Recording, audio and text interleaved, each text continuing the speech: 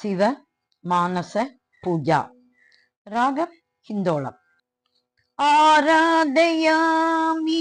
मणिसन्निभमात्मलिङ्गम् मायापुरी हृदय पंकज सन्निविष्टम् श्रद्धा नदी विमल सिद्ध जलाभिषेकैः नित्यं समाधि कुसुमैः न पुनर्भवाय आराधयामि मणिसन्निभमात्मलिङ्गम् मायापुरी हृदय पंकज सन्निविष्टम् श्रद्धा नदी विमल सिद्ध जलाभिषेकैः नित्यं समाधि कुसुमैः न पुनर्भवाय रत्नैः कल्पितमासनं हिमजलैः स्नानं च व्याम्बरौ नानारत्नविभूषितं मृगमदामोदङ्गितं चन्दनं जाते चम्बकबिल्वभद्ररसितं पुष्पं च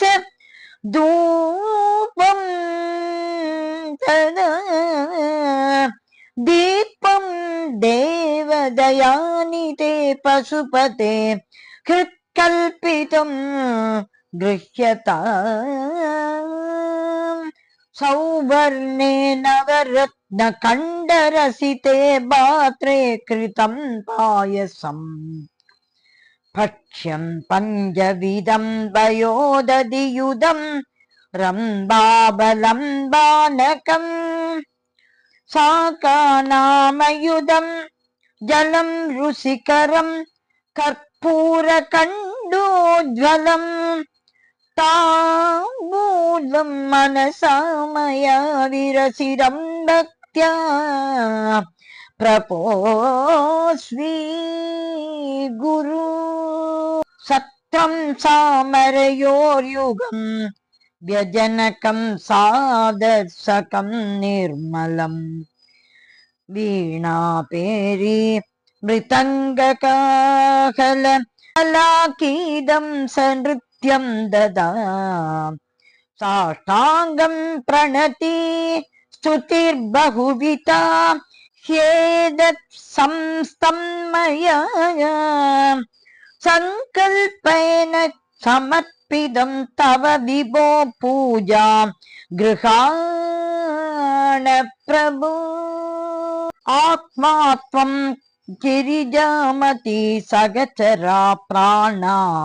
शरीरं गृहं भूजाते विषयोपभोगरचना निद्रा समाधिस्थितिः संचार पदयो प्रदक्षिण विधि स्तोत्राणि सर्वाङ्गिरो यत् कर्म करोमि तत्तदखिलं सम्बोधवाराधनम् करचरणकृतं वाक्कायजं कर्मजं वा श्रवणनयनजं वा मानसं वा अपराधं हितमविहितं वा सर्वमेतत् क्षमस्व जय जय करुणाते श्री